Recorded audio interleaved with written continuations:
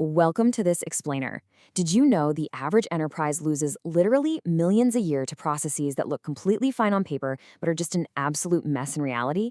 Well, if you're a focused learner looking to systematically analyze and fix your workflows, you are in exactly the right place. Okay, let's dive into this. Today, we're unpacking a true blueprint for optimization. Power Automate Process Mining. We're going to explore exactly how to use this powerful tool to totally transform the way your organization operates, moving from raw data to real actionable insights. So, what hidden inefficiencies are lurking in your daily workflows? I mean, think about your own day-to-day processes for a second. We're talking about stuff like an invoice approval that mysteriously takes 14 days instead of 2, or, that soul-crushing manual data entry task that always seems to break. We all have those routines that feel clunky, right? There's just an urgent need in modern business to uncover those bottlenecks hiding just beneath the surface, because they drain time, they drain resources, and honestly, until you actually shine a light on them, you just can't fix them. That is the exact problem process mining solves. Section 1, the foundation.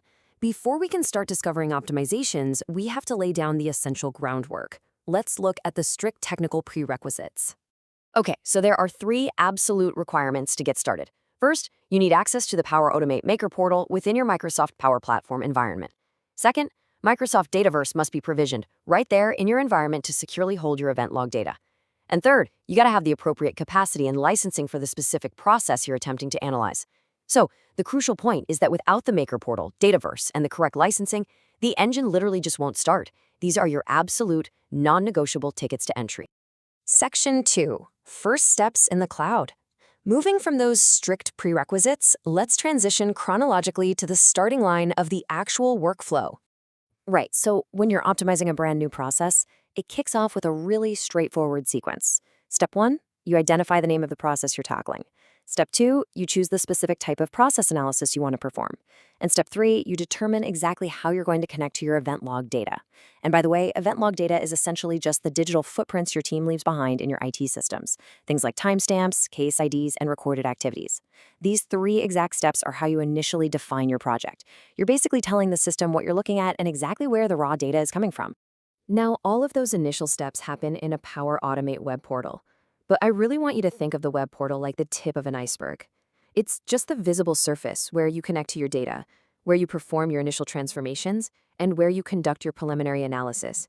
It gives you a really great initial view of the situation, but it's truly just setting the stage for the heavy lifting that comes next. Section 3, the deep dive. Let's move to and see how this builds into the desktop application. Now, what's really interesting about this slide is the massive contrast between these 2 workspaces. On the left, you've got the web portal, which is perfect for that initial setup, getting your data connected, making those early transformations, and doing a preliminary check. But on the right, once your process is set up, you download and install the desktop application, and wow, this is where the real magic happens. The desktop app unleashes a much deeper analysis.